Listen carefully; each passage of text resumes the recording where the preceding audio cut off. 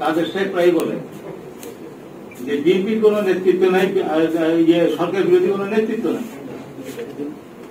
নেতা নাই কোন। আমার কাছে মনে হয় কাদের সাহেবের কথাটা অর্ধেক সত্যি। আসলে দেশের নো লিডারশিপ একটা অথরিটি আছে এবং সেটা মারাত্মক।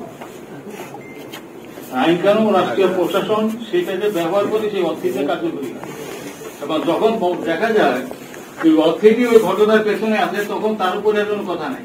প্রবাসী শব্দ নিয়ে যে বিতর্ক, এই বিতর্কটা আসতে পারে এটা মনে করেই আসলে মেহেরপুরের আম্র কাননে এই ওথ সেরেমনিটা করা হয়েছিল 17 তারিখে। রিপাবলিক ডে এটা নিয়ে খুব বিতর্কের কিছু নাই, আপনি 10 তারিখে করেন বা 17 তারিখে করেন, এটা একটা হতে পারে। কিন্তু রিপাবলিক ডে হলেই কি দেশের এখনকার যে সমস্যা, এখন যে পরিস্থিতি, সেই পরিস্থিতিকে পাল্টাবে, সমস্যার সমাধান হবে? আমি তো তেমন কিছু দেখি না।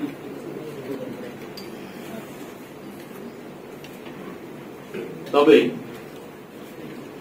পরিস্থিতি তো পরিবর্তন করতে হবে, আমাদের বাঁচতে হলে আমাদের করতে হবে।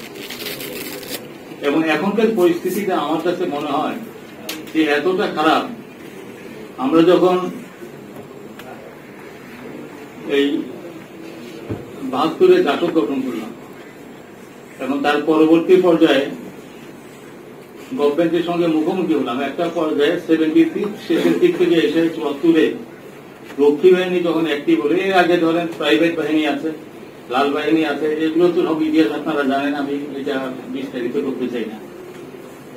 এখনকার পরিস্থিতিটা ওই 74 সালের যে রক্ষী বাহিনীর সময়কার যেটা, তার চেয়ে ভালো কিছু না।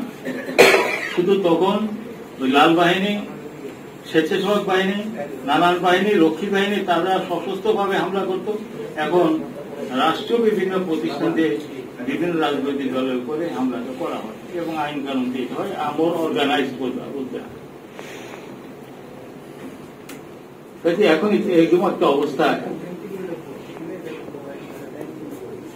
আসলে মানুষ অনেকটা বোবা হয়ে গেছে এবং অনেকেই এই যে বলে, কাদের সাহেব প্রায় বলে যে বিএনপির কোন নেতৃত্ব নাই, সরকার বিরোধী কোন নেতৃত্ব নাই, নেতা নাই কোন। আমার কাছে মনে হয় কাদের সাহেবের কথাটা অর্ধেক সত্যি। আসলে দেশের নো লিডারশিপ একটা অথরিটি আছে এবং সেটা মারাত্মক।